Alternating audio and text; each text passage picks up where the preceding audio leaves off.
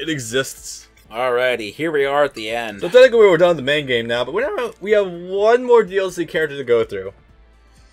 What's funny about this, actually, is that even though there's not been any actual content for this game released in more or less forever, because this game is on the Switch, this game comes up in the Switch's quote-unquote news section, like, all the time.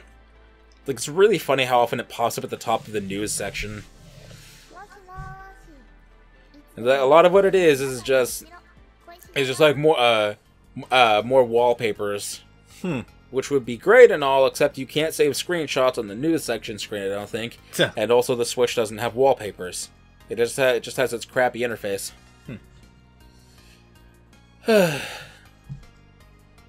So we snuck out of our mansion, and we're gonna go over to Flan's mansion. Yo. Oh my god, she found it. She found it, and she wants to keep it as her own. Is it a dog or something? Well, might as well be. I like how it's actually just, like, so perturbed by this. Look at that. It doesn't look particularly happy about this situation. No.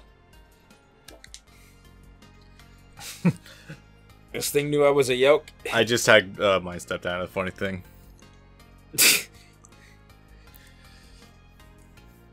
Maybe it's a genius dog.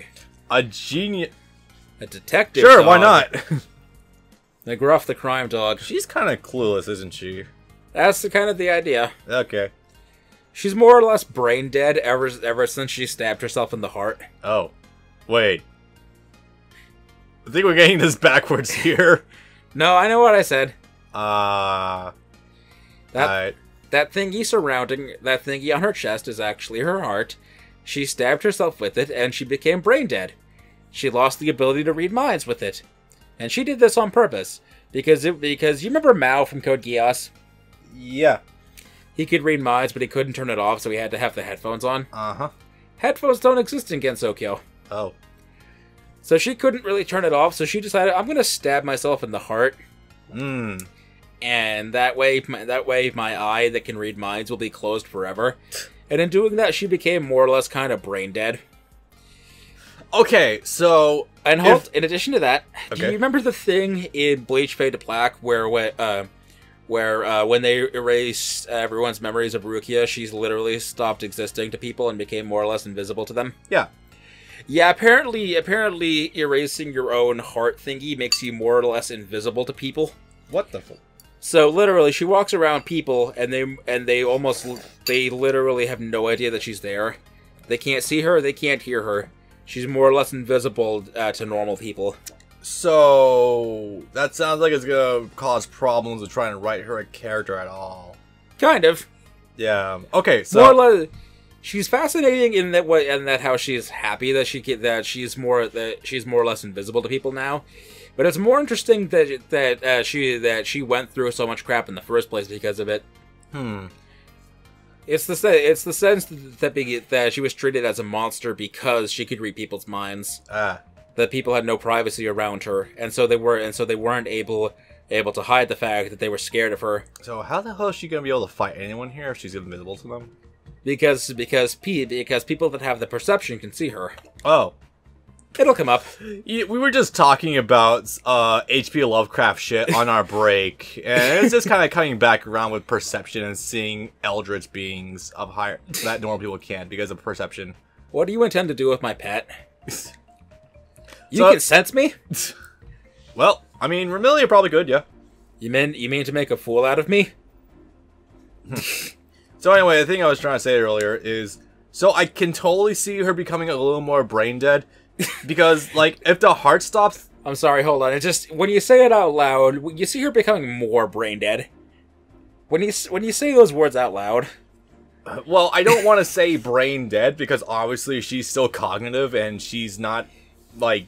She's not completely gone. She's just, like, maybe 80% capacity, maybe. Not able to perform deep thought, so... Like, you know what... You know that brain cells die when blood's coughed, right? Yeah. So I imagine, like, the interim from her heart stopping to the thing on her chest kicking in. That's probably what caused her some brain damage. Also, I think Koishi has the best looking model in the game. I'll have to see it again later, but I will say I absolutely love her skirt. The fucking cool gradient between the yellow and the green. It's beautiful, actually. The hearts, though. Oh my god, they home on from behind? Dude, that's dirty. That's fucking dirty right there. I love how she does the fucking people's elbow to her. I was gonna say, I don't know what that move's called, but I know it's a wrestling move. Dwayne the Cock Johnson. The cuck. God damn it. Foot! People are gonna look up whatever that show was now. Yeah. And before someone finds that clip and shares it to Reddit, and then they find out it was an actual thing. That might just happen.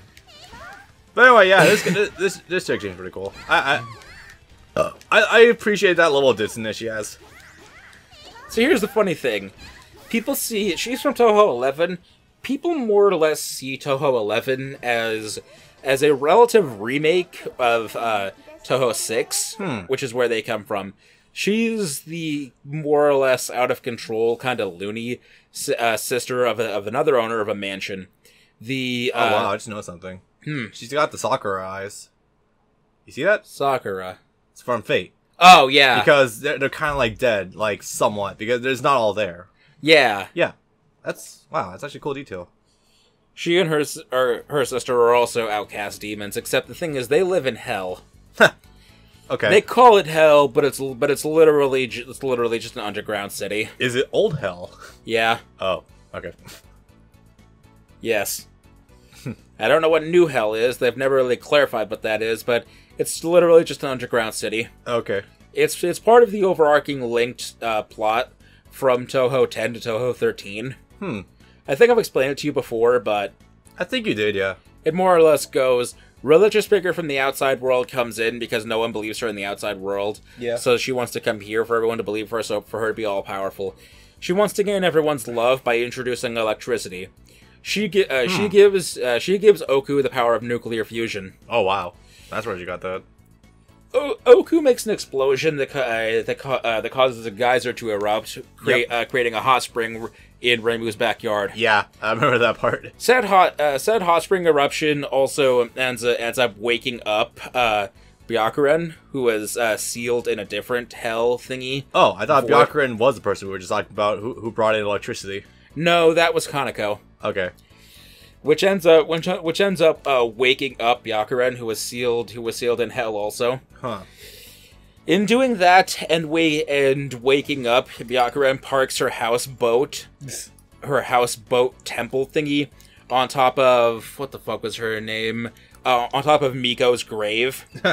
She parks her houseboat on top of someone else's what the fuck is it, mausoleum. Oh man, that must have, yeah. And that pissed her off because normally people like to die in peace. Yeah. Or stay dead in peace, but someone's kind of parked their house on top of my grave. That's literally the plot of Poltergeist set up right there. So it's like, all of this happened because Kaneko moved in. Literally everything is her fault. Okay. Literally everything from 10 vanilla to 13.5 is her fault. I love this fucking sequence of domino effects we had going on with that. It's like it's just watching a train wreck in motion. What's funny about that is it comes to a head in 13.5, where the concept of 13.5, the overall plot, is literally religious warfare. Yeah. What's funny about that is that Kaneko's not involved in that religious war. It's just a war between the Taoists and the Buddhists. Alright. I mean, it's not the first time that's probably happened. In this series, it kind of is. Because it's literally them coming into direct conflict. Oh, I meant in real life, but alright. Yeah, but the Shinto, which is Reimu, and which is Kaneko, have literally nothing to do with it. Beautiful. And again, all of this is Kaneko's fault. Because they moved in and kicked the Tengu off of their own mountain. Okay. It's the first true instance of a long form plot. Yeah. Because there are year breaks between every game, not counting their spinoff. So this took place over the better part of 4 to 6 years. I'm actually impressed by that turnaround time for the games. I thought it was like a lot longer, like 3 or 4. Nope, it's Oh, it's a 1-year gap between each game to its spinoff to its next main game. So there's 10 to 10.5, or no, I'm sorry, 7, 7.5, 8, 9, 9.5, 10, 10.5, 11, 12, 12.3, 12.5, 12.8, 13, Whoa. 13.5. I just saw her do a warp. I think that was... I just saw her warp her nice behind you. Yeah. 13.5, 14, 14.3, 14.5, 15, 15.5, and 16 is where we're currently at. Yeah. What's funny about that is that 15.5 actually came out after 16. Huh. 16 was the one that came out on Steam that we did the live stream for. Ah. 15.5 was the one we wanted to do the live stream for that ended up being released on the same day as TaiyoCon, and there just wasn't enough time in the day. That and numerous technical difficulties was occurring, yeah. Yeah. Your head's going, or your foot's going through her head. That's rude. I imagine she feels that every day. Let's fight tooth and nail. I also love her little hat. Because it reminds me of Speedwagon's hat. That is a good reason to like it, yes. It also reminds me of Kung Lao's hat from Mortal Kombat, and his hat is a blade hat. It is, yeah. I failed you, my lady. I'm also not paying attention to the story, but more or less, Koishi wants to keep it, and everyone's saying, no, you can't have that. That belongs to my mistress. And she's like, oh yeah, we'll see about that. Hey, wasn't Koishi in Scarlet Curiosity? Because I recognize that eye. It might have been someone else. No, that was Satori. That was her sister. Okay. That was the one with the pink hair and the blue outfit. Yeah. Satori is the meme, insert the image here, of design a Touhou character. Oh. Like that image came out like 6 months before Touhou 11 came out. Yeah. And then Zune basically used that exact design to mock the fans. You're going to make a meme of design a Touhou character. Well, I'm going to use that exact Touhou character you created for a meme as an actual character. And that just confirms the fans' joke. No, but see, what he did with that was he spun it and made it a super deep, super interesting, super backstory heavy character. It's like, you know what? I'll take your joke and I'll run with it. I'll make it a real thing. All right. You're so. See, I get that, but he's not doing it enough to subvert the joke that the fans made. So as a result, he's basically just echoing what the fans were mocking him for. It's like the subtle meta of joke that you have going on. That, like, if you're going to make fun and poke a joke back at the fans, you have to do more than that. I like Saki's idea here. I'm just doing the bare minimum that my job requires. You want to take that thing, you go right the fuck ahead. I don't give a shit. That is literally above my pay grade. Besides, she's gross. I think that's the first time anyone has been that mean to it. Everyone's just said said it's weird or it's off or it doesn't look right. There have been a couple people that have said it's creepy. Well, that too, but this is the first time anyone said anything overtly offensive about it. Also, the fact that this is the first time Saki has said this out loud, because she's never said her opinion on that thing out loud. No, she said that it's weird before too, but nothing overt, nothing that would actually offend Remilia. She apprehended the fuck out of Mei Ling for saying it, though. Yeah, yeah, ain't that a turn? Yeah. Is this a library? Nah, I don't think so. Having your own home library is amazing. I'll suggest that to my sister, too.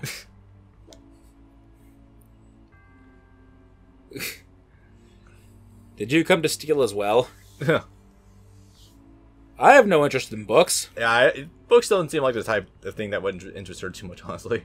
Not particularly. I'm amazed all these people are actually able to see Koishi, honestly. I imagine the whole thing about people not being able to see her is just tied to regular humans or something. Or certain characters... humans and weaker yokai. Alright. Lesser yokai, rather. Yeah. That would probably do. Like, Cherno probably wouldn't be able to see her. No. See, that's the thing that's always kind of bothered me, is that they make a distinction between yokai and fairy, and Cherno is a fairy. Like, the fairies are the epitome of the lowest lowest thing on the food chain. Just above humans. They're literally fodder in fucking double focus. No, they're fodder in general. That's the idea. All the mini enemies you beat in the main games before you actually get to a boss are fairies. Yeah. You can sense me. I know you're suspicious, and that's all I need to know. Frankly, if there's anyone here who would be able to sense anything like this, it would probably be Patchouli. More or less, yeah. Yeah. I don't remember if she fights Mei Ling or not, but I think if she does, it's that Mei Ling is the only one that doesn't sense her, because Mei Ling is just fighting off of instinct. Because she's asleep and she just knows something is there. I don't know what it is. I can't see it, but something is there, and I'm asleep and I'm gonna fight it anyway. Just like all the last ones. It's a little embarrassing to get this much attention. I'm not used to people noticing me. Well, when you walk into a house that has A, vampires, B, alleged former vampire hunters, speculation on that, C, a person who studies her life out in books. Who hasn't seen her so far? I don't think anyone has actually seen her so far yet. Like, Reimu hasn't. No, I don't think Reimu's in this story. Marisa hasn't appeared yet either. Okay. But yeah, I think all these people in here would probably be well-equipped enough and insightful enough to be able to see you, yeah. I'd never lend a book to a yokai like you. Huh. You've carried strange company, then. So yeah, hers is the best model in the game. Yeah. It feels like there was the most detail put into her. I just find it weird that what the fuck was that? I have no idea. She tried to do a fucking Keijo move. Huh. She tried to slam her ass on her. Patchouli tried to slam her ass into Koishi? No, Koishi tried to slam her ass into Patchouli. I have no idea what that move was, though. I'm gonna try to do it again. Try being in close and using a different one of your melee attacks besides square. There's double kick. There it is. That's okay, that was kind of a throwaway. Gee, she's got... Do you fucking see that? Yeah. Black underwear. She's got... I don't want to say anything because she's supposed to be a kid, but... She's got the most salacious so far. Yeah, like, seriously. Honestly, I would expect Sake to have the most risque shit, but... Wow, that's pretty cool, actually. You can't see through it, but, once they're up... I'm just getting, like, fucking war flashbacks of Genesis Rock. You know what I'm talking about. Yeah. Fucking Golbez. So you'll look up to see if Golbez actually got nerfed going into NT. I think everyone got nerfed. Well, yeah, you're right about that. That game is no longer made for dueling. You can go to a 1v1 mode, but you actually have to change actual settings to do that. Yeah. They said they were going to add in a free 1v1 mode later, but... Fuck the characters. Fuck Vayne. Give us that mode now. That's the one people want, is easy access to 1v1, or even hell, just 2v2. Yeah. Can someone explain to me what the general arcade fascination is with 3v3? Like, I understand tag battle games, but... What particularly was the genesis of 3v3 games, and why did it, suffice to say, storm the nation? I'm going to say the 3v3 craze really started with Marvel vs. Capcom 2, and it really got resurrected in Marvel 3. Ever since then, I would... See, I'm not going to say the whole craze is about 3v3, because that's always kind of been a thing. The craze I'm finding more is open area arcade tornado tag between 3-on-3 teams. You say that, but then at the same time, things like Fighters come out, which is again completely different to everything ArcSys has ever made before. Yeah, which has either been a single or a tag. They've never made a 3v3. Yeah, to my knowledge, before Fighters. Yeah, I don't know why they chose that format for Fighters. And it's not bad. It's just I'm wondering why is all. Yeah, I'm gonna probably guess it's because of the limited game features from regular Guilty Gear into Fighter Z. Like, there's a lot of shit missing in traditional Guilty Gear versus this. Like, me and Touhou talk about this all the fucking time. Yeah, my more fascination is about, like, open area arcade 3v3 fights. Like, I noticed it really became popular with, or it really started with Battle Z. Would you say it was that, or has it been a thing since then? Because there have been other games of the sort. It's really been since. Like, there's NT, of course. There's J-Stars. There is that one Dragon Ball Z that's in Japan. Zenkai. Yeah, Zenkai. And the arcade Gundam games have been doing that. I think since the early PS3, actually. Yeah, I think you're right. I mean, granted, those games I think are 2v2, but the format is still there. I just don't get the appeal of the whole multi-man fighting in an open area setting. If you're gonna do that, at least make it like a full-size team. Because it's too much to be comfortable, and it's not enough to make it a battle royale. It's that uncomfortable medium. Yeah. Also, I think after doing this whole entire game, I think it's still safe to say Pachuli still has like probably the top 3 zoning in the entire game. To be fair. Yeah, I'm gonna say it's between Pachuli, Marisa. I want to say slightly Rumia, but I'm not sure about that. Yeah, I'm gonna give like my top picks. Top 3 in no particular order would probably be Pachuli. I might actually say Mei-Ling because really? she's got a lot of options that completely screw the pooch on the idea of like a traditional order in this game because of the shockwaves and all that. And I haven't seen enough about Sokka yet to give anything good. Marisa is definitely up there. So my top 3 right now are Pachuli, Mei-Ling, and Marisa. Outside of that, I think good characters are possibly one of the vampires. They're not great, at least what I've seen. I would probably rank Flandre above Remilia. I think I agree with you. Remilia doesn't have enough to warrant being called really good. Let's see. Sakia's got good damage output, but she lacks gimmicks, so I think it kind of hurts her in the long run. Christ. Reimu is right out. I'm sorry? Reimu is right out of the contention of being a good character. It's one of the weird things where she has one of the better specials, but her regular moveset is Garbo. Yeah. Because I think Reimu was the character to play as that gave me the most trouble to play as. Yeah. Rumia. Oh, I was also back when we were still learning the mechanics of this game too. It's the same thing both times with this dev, where Reimu, in trying to be balanced, is actually one of the worst. Yeah. There must be some tricks involving her exploding grenades that you can do, but honestly, A, we don't have the time to mess with that shit, and perhaps B, it's not good for your health to be cooped up in here all the time. Someone said it! Yep, someone fucking said it. Oh, shit. That's none of your business. This is the second time she said that now. She's not wrong, though. Koishi's not wrong. Yeah, she probably got that more. I'm gonna take some books and bring them back to my sister. I love how under Yukari it does say "take it easy."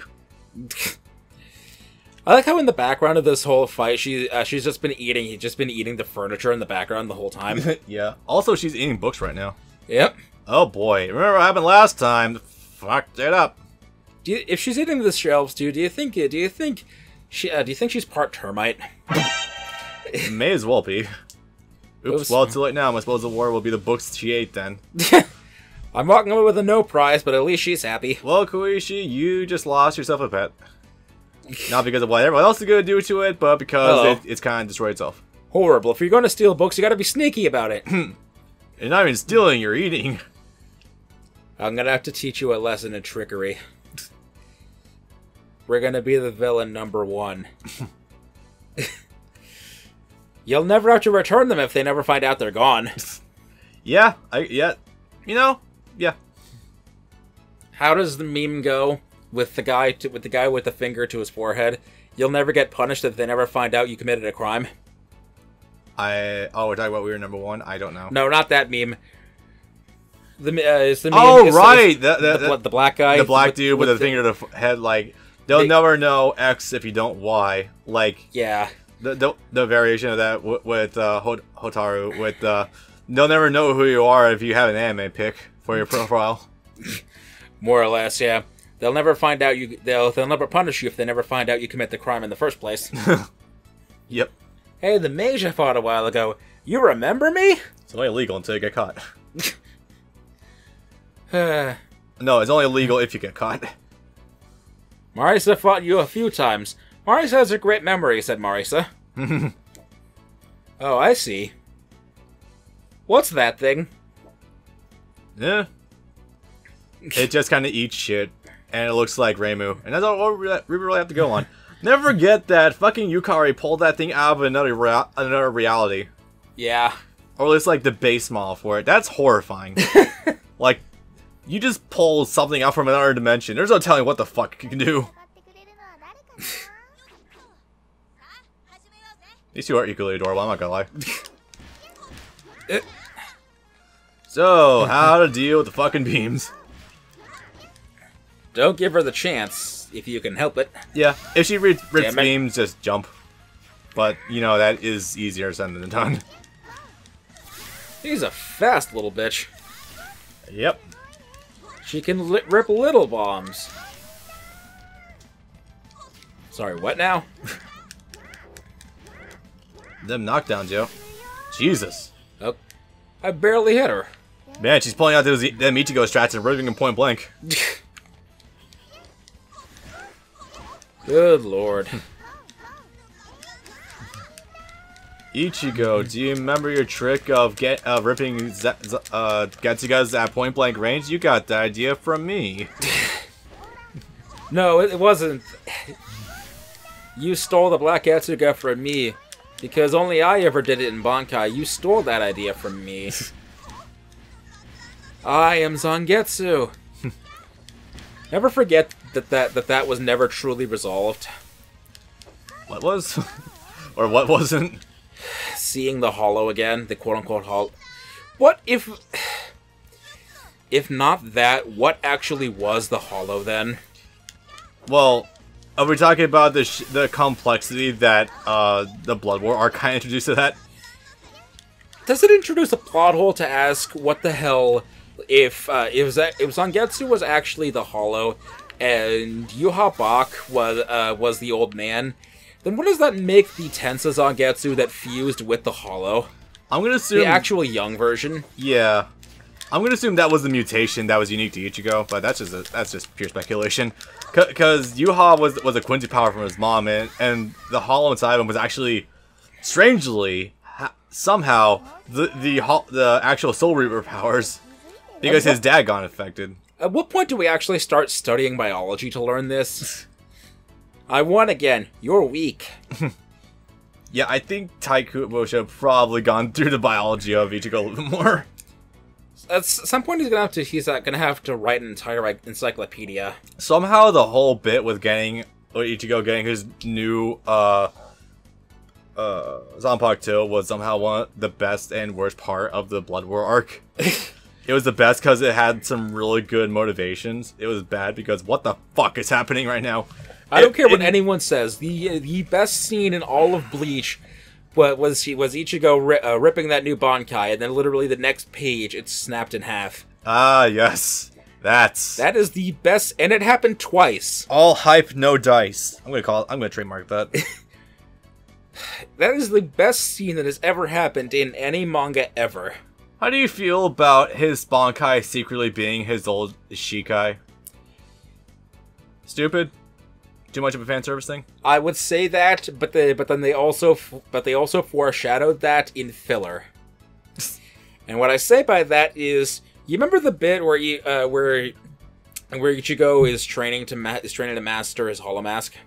Yeah. And he's turned into the Hollow and he's fighting inside his own heart. Uh-huh. They have the bits where it flashes to him fighting Kenpachi and then to him fighting Byakuya. Oh my god. Those are canon. That happened. Then and then in the anime they flash to him fighting Jinkaria, the leader of the Bounce. I remember that distinctly. Yes. But they're fighting inside the Zangetsu cave where he was training to learn his Bankai. Where it's like you're gonna keep drawing swords until you pick up the right one. Yeah. He thinks he's being clever by picking up his Shikai instead, and then Jinkaria just rips that out of his hand and just breaks it over his knee and says, "That toy will never hurt me." Yeah.